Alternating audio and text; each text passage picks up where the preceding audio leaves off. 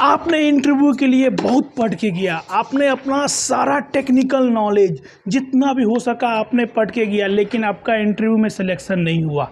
क्यों नहीं हुआ? आज मैं अपना रियल एक्सपीरियंस बात करने वाला हूँ। आज मैं गया था इंटरव्यू देने के लिए। आज आप देखो, मैं यही शर्ट, नया पैंट पहन के, टोपी नहीं था, इंटरव्यू देने गया, लेकिन मेरा सिलेक्शन नहीं हुआ। तो मैंने ऐसी क्या गलती की? मैंने सब कुछ पढ़ा था, अपने टेक्निकल सब कुछ पढ़ के गया था, लेकिन मेरा सिलेक्शन नहीं हुआ। उसने मुझे रिजेक्ट कर दिया। तो आज मैंने वो क्या सीखा, क्यों उसने मुझे रिजेक्ट किया, तो आज मैं आपको वो सारी बातें बताऊँगा। तो मैं ये नहीं बोलने वाला हूँ किस कंपनी में इंटरव्यू देने गया था। बस आप समझो, मैं इंटरव्यू देने गया था, मुझे कॉल आया था, मुझे जॉब चेंज करना था, तो मैंने इंटरव्यू देने गया। तो इंटरव्यू में सबसे पहला इंप्रेशन आपका क्या पड़ता है? रिज्यूम। रिज्यूम आपका पहला इम्प्रेशन डालता है, आपका रिज्यूम। क्योंकि जो इंटरव्यू लेने वाले हैं उसको आपके प्लांट के बारे में, आपके प्रोसेस के बारे में कुछ पता नहीं रहता है। सबसे पहले वो मेरा रिज्यूम लिया, आज मैं बता रहा हूँ। सबसे पहले रिज्यूम लिया, उसके बाद उसने मेरा 10th देखा, 12th देखा, इंजीनियरिंग कब कंप्लीट किया, उसमें मेरा गैप है, तो उसने रीज़न पूछा कि क्यों आपका 10th के बाद 1 साल का गैप है, 12th के बाद 1 साल का गैप है। तो मैंने बोला 10th के बाद मुझे बैक लग गया, इसलिए मैंने एग्ज़ाम नहीं दिया। तो उसने मार्क किया 1 year gap after 10th 12th। उसके बाद 12th के बाद मैंने 2 साल प्रिपरेशन किया। तो वो मैंने बोला कि मैं प्रिपरेशन कर रहा था। तो वो इंटरव्यूअर एक बूढ़े आदमी थे, उन्होंने ऐसा बोला कि 2 साल प्रिपरेशन करने के लिए बर्बाद करना क्या ज़रूरी है? तो मैंने कोई जवाब नहीं, मैंने बोला कि सर मुझे आईआईटी में से इंजीनियरिंग करना था, इसलिए मैंने प्रिपरेशन कर रहा था JEEE का, AIEEE का एग्ज़ाम के लिए।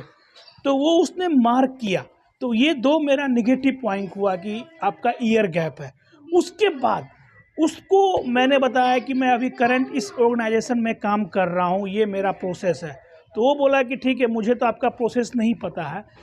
उसके बाद देखिए, इंटरव्यू था मेरा जिस प्लांट के बारे में, मेरा यूटिलिटी का एक्सपीरियंस था। तो यूटिलिटी का मैं पूरा पढ़ के गया था, पूरा सब कुछ पढ़ के गया था, जितना भी मेरा प्रीवियस कंपनी का एक्सपीरियंस था, जिस डिपार्टमेंट के लिए इंटरव्यू था, मतलब पार्टिकुलर उसी डिपार्टमेंट का जो मेरा एक्सपीरियंस था, मैंने सब कुछ पढ़ के गया। लेकिन उस इंटरव्यूअर ने मुझे एक वर्ड भी उस प्लांट के बारे में नहीं पूछा। तो इस इंटरव्यू से मुझे एक सीख तो मिल गया कि अगर आपका, देखिए, कि आपको ऐसा लगता है कि सेम प्लांट का एक्सपीरियंस है तो मेरा सिलेक्शन हो जाएगा। मैं तो यही कॉन्फिडेंट में था कि सेम प्लांट, सेम चीज़ का मुझे नॉलेज है तो मेरा सिलेक्शन तो होगा ही होगा। लेकिन ऐसा नहीं था। उसने, क्योंकि जो इंटरव्यूअर थे ना, कि बड़ी बड़ी कंपनी में ज़रूरी नहीं है कि सेम प्लांट वाले आते हैं। छोटे छोटी कंपनी में कहीं कहीं सेम जिस प्लांट का रिक्वायरमेंट रहता है वही मैनेजर उस प्लांट का इंटरव्यू लेता है। लेकिन जो बड़ा बड़ा कंपनी रहता है वहाँ पर ज़रूरी नहीं है कि सेम प्लांट वाले इंटरव्यू लेंगे, दूसरे प्लांट वाले इंटरव्यू ले रहे हैं, उसको आपके प्रोसेस से कोई लेना देना नहीं है, उसको आपका प्रोसेस पता भी नहीं है। वो एक एक्सपीरियंस वाले बंदे हैं, वो आपसे कुछ भी पूछ सकते हैं। तो उसने मुझे बस रिज्यूम देखा, रिज्यूम में पहले ये 10-12 देखा, उसके बाद मेरा करंट जॉब प्रोफाइल देखा। तो मैंने क्या गलती की था, मैंने जल्दी जल्दी में दूसरे का रिज्यूम लिया और उसका जो कुछ वर्ड था, उसने जिस तरह से काम किया था, वो सारा डॉक्यूमेंट में मैंने लिख दिया। तो उसने पूछा कि आप एसओपी बनाते हैं, मैंने ऐसा लिख दिया था कि हम एसओपी बनाते हैं with the help of other plant. अगर कुछ एसओपी में चेंज करना है तो दूसरे प्लांट का हम हेल्प लेते हैं। तो कोई भी जो प्रोसीजर बनता है वो आपके पार्टिकुलर प्लांट का ही बनता है। तो मैंने दूसरे के, वो बंदा बनाता होगा दूसरे प्लांट के साथ, उसका कुछ रिलेशन होगा। तो मैंने ऐसा लिख दिया कि एसओपी हम बनाते हैं तो हम दूसरे प्लांट से भी डिस्कस करते हैं, परमिशन लेते हैं। भैया एसओपी बनाने में दूसरे प्लांट का क्या रिक्वायरमेंट है? तो मैंने ऐसा लिख दिया था। तो वो भाई उसी बात पे पकड़ लिया कि आपने ऐसा क्यों लिखा, ये गलत है ना। एसओपी अगर किसी प्लांट का बनता है प्रोसीजर, तो वो आपके प्लांट में ही इम्प्लीमेंट होगा, आपके प्लांट का ही रिक्वायरमेंट है, दूसरे प्लांट का रिक्वायरमेंट नहीं है। तो पहला मिस्टेक मेरा ये हुआ। तो उसने मुझे 10 मिनट उसी में मारा। उसके बाद मेरा जो प्रीवियस ऑर्गेनाइजेशन था, वहाँ मेरा जो जॉब प्रोफाइल था, शिफ्ट फील्ड इंजीनियर का प्रोफाइल था। मेरे जो एक्सपीरियंस लेटर है उसमें लिखा हुआ है शिफ्ट फील्ड इंजीनियर का मेरा पोस्ट था, लेकिन मैंने उसमें लिख दिया प्रोडक्शन इंजीनियर। तो वो भाई बोला कि आपने एक्सपीरियंस लेटर में दिखाया है कि शिफ्ट फील्ड इंजीनियर का पोस्ट था, तो आपने प्रोडक्शन इंजीनियर क्यों लिखा? तो मैं कुछ जवाब नहीं दिया, मुझे ऐसे ही लिख दिया। तो ये सब मेरा 2 डिमेरिट हुआ। तो आपने देखा कि उसने मुझे अपना प्रोसेस का कुछ नहीं पूछा। उसको मेरे प्लान का कुछ लेना देना नहीं है। उसने मुझे बस यही 2 टर्म में पकड़ लिया, मेरा ये 2 वर्ड, और इसी में मेरे को बोल रहा है। देख रहे हैं? तो इस इंटरव्यू से मैंने एक चीज़ तो सीखा कि आपको जितना पता है ना, जितना पता है, मैं सबको ज्ञान देता हूँ, लेकिन मैंने जल्दी-जल्दी में दूसरे का रिज्यूम कॉपी करके कुछ-कुछ सेंटेंस, कुछ-कुछ उसका अच्छा वर्ड, टेक्निकल वर्ड सब डाल दिया। उसका मुझे नॉलेज नहीं है, वो करता होगा। तो आप जो रिज्यूम जो बनाया ना और इंटरव्यू में जो पेश करें, आपने जो काम किया है ना, वही दिखाएं। अगर आपने दिखाया है कि मैं इस कंपनी में ये प्रोफाइल पे काम कर रहा हूं, तो आप उस प्रोफाइल के बारे में आपको पता होना चाहिए। आपने लिखा है कि मैंने ये इक्विपमेंट हैंडल किया है, अगर उस बंदे ने वो इक्विपमेंट देखा होगा, हैंडल किया होगा, तो उस इक्विपमेंट में आपको पीछे पड़ जाएगा। आपने लिखा है कि मैंने पंप चलाया, कूलिंग टावर चलाया, या तो डिस्टिलेशन कॉलम चलाया, या डीसीएस चलाया, आपने जो भी लिखा है अपने रिज्यूम में वो आपको पता ही होना चाहिए। तो आज मैं अपना रियल एक्सपीरियंस आपको बता रहा हूँ। तो रिज्यूम में आप जो भी लिखते हैं ना, एक एक वर्ड देख लीजिए। आज मैं घर आके सबसे पहले अपने रिज्यूम को एक एक वर्ड, अभी मैंने लिख दिया था ओलियम।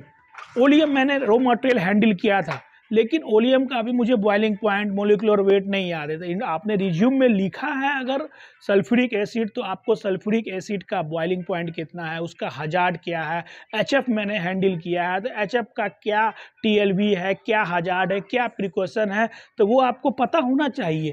तो आप ये ध्यान रखिए, अगर आपका रिज्यूम, आपने रिज्यूम में जो भी वर्ड लिखा है, आप दोबारा अपने रिज्यूम को चेक कीजिए, रिज्यूम को अपडेट कीजिए। जो भी रिज्यूम में आपके लिखा हुआ है, वो एक एक वर्ड, एक एक सेंटेंस को आप अच्छे से पढ़िए। क्योंकि आज मैं 12 साल पे एक्सपीरियंस होने पे भी ये गलती मेरे से हुई और मेरा रिजेक्शन हुआ। देखिए, रिजेक्शन के बाद मेरे को पता चला ना कि ये वर्ड मैंने गलत लिखा है, तो मैंने अपने प्रोफाइल का सारे जगह का रिज्यूम चेंज किया, और बहुत कुछ जो बढ़ा चढ़ा के आपने लिखा है कि मैंने कमीशनिंग किया, ये इक्विपमेंट हैंडल किया, दूसरे का एक रिज्यूम देख के आपने कॉपी कर, अच्छी बात है, कॉपी कर दीजिए, लेकिन आपको नहीं पता है, इंटरव्यू में पूछेगा तो आप क्या जवाब दीजिएगा? आप वहीं पे फंस जाइएगा, वहीं पे रुक जाइएगा, आपका इंटरव्यू खत्म। मेरा 25 मिनट का आज का इंटरव्यू में बस वही डिस्कस हुआ कि आपने ये क्यों लिखा, आपको ये नहीं पता है, ये गलत है। इसी में मेरा इंटरव्यू ख़त्म। मैंने इतना डिस्टिलेशन कॉलम, पंप, अपने सारे प्रीवियस ऑर्गेनाइजेशन का सब प्रोसेस का क्या क्या हजार्ड है, क्या प्रोसेस है, इक्वेशन क्या है, रॉ मटेरियल क्या, सब मैं मेहनत कर रहा था 4-5 दिन से, लेकिन मेरा सारा मेहनत बेकार हो गया। क्योंकि मेरे रिज्यूम में पहला ही वर्ड, 2-3 वर्ड उसने पकड़ लिया और उसी में उसने मुझे मारना चालू कर दिया, और लास्ट में मुझे उसने नॉट सेटिस्फैक्ट्री करके रिजेक्ट कर दिया। तो देखा आपने कि आज मैंने जो बताया भाई कि रिज्यूम कितना इम्पोर्टेंट है। अगर आपके रिज्यूम में अगर कुछ भी ऐसा लिखा हुआ है जो आपको पता नहीं है, तो जल्द से जल्द अपना रिज्यूम को चेंज कर ले, और जितना आपको पता है वो लिखे। हाँ, ये अलग बात है अगर कभी कभी आपका रिक्वायरमेंट, आप उस कंपनी में जा रहे हैं जो चीज़, सेम चीज़ आपने हैंडल किया है, सेम प्रोडक्ट है, तो आपको उस प्रोडक्ट के बारे में पूछेगा, लेकिन हमेशा ऐसा नहीं होता है। जैसे मेरे साथ आज ऐसा हो गया। मेरे को तो कुछ टेक्निकल पूछा ही नहीं, रिज्यूम में ही 25 मिनट स्टार्टिंग का ही 2-3 सेंटेंस जो मैंने गलत लिखा, उसी में मेरे को आज पूरा ले लिया। तो आप अपना रिज्यूम, अपना एक्सपीरियंस, आपने जो भी प्रोजेक्ट हैंडल किया है, जो भी कंपनी में काम किया है, जिस चीज़ पे काम किया है, जो भी परमिट हैंडल किया है, जो भी इक्विपमेंट आपने हैंडल किया है, वही मेंशन करें। उसके अलावा कोई एक्स्ट्रा दूसरे का कॉपी मत करें। मैं बार बार बोल रहा हूँ, आज मेरे से बहुत बड़ी गलती हुई और बहुत अच्छा अपॉर्चुनिटी आज मेरे से मिस हो गया। चलो कोई बात नहीं, ये नहीं सही, इससे सीखने को मिला। ये नहीं तो दूसरी किसी कंपनी में अपॉर्चुनिटी आएगी तो मैं दूंगा, मुझे भी जॉब चेंज करना है। तो मैं बस आपको यही बताऊंगा कि रिज्यूम आपका पहला और अंतिम एक्सप्रेशन पड़ता है इंटरव्यूअर के लिए। तो हर इंटरव्यू में आपको अपना रिज्यूम, आपने जो प्रोसेस हैंडल किया वो तो पूछता ही है। देखिए, उसको आपको प्रोसेस के बारे में नहीं पता रहता है, किसी किसी को पता रहेगा, लेकिन अगर नहीं पता है तो उसी में आप जो बताइएगा ना, तो उसी में से आपको वो पूछेगा। तो आपको ऐसा भी कुछ बढ़ा चढ़ा के नहीं बोल देना है जिसमें आपको खुद ही प्रॉब्लम हो जाए, आप खुद ही फंस जाए। आपने डिस्टिलेशन बोल दिया और डिस्टिलेशन के अंदर भी बहुत कुछ आता है, तो ऐसा कुछ टेक्निकल आपको नहीं पता है। अगर आप डिस्टिलेशन चला रहे हैं तो उसमें आपको सब कुछ पता होना चाहिए। तो चलिए, आपको हमारा वीडियो अच्छा लगे तो हमारे वीडियो को लाइक कीजिए, हमारे चैनल में नए हैं तो हमारे चैनल को सब्सक्राइब करना ना भूले। मैं फिर से एक नया वीडियो लाने वाला हूं, अपना रियल एक्सपीरियंस। आज जो मैंने बताया कि रिज्यूम कितना इम्पोर्टेंट है, आपका पढ़ाई इम्पोर्टेंट नहीं है। आपने कितना भी मेहनत कर लो, कितना भी कुछ कर लो, लेकिन आपने अगर अपने रिज्यूम में गलती की तो आपका सिलेक्शन नहीं होगा, कभी नहीं होगा। जैसे मेरा आज सिलेक्शन नहीं हुआ, मैं 3-4 दिन से मेहनत कर रहा था कि कम से कम ये इंटरव्यू में हो जाए, कम से कम सैलरी बढ़ जाए, लेकिन नहीं हुआ। इसलिए कोई बात नहीं, मुझे इस गलती से मेरे को सीखने को मिला, और मैं आपको भी यही बताऊंगा कि रिज्यूम अच्छे से बनाएं, रिज्यूम में कुछ ऐसा गलती नहीं करें। ठीक है, तो चलिए हमारा वीडियो देखते रहिए। बहुत बहुत धन्यवाद।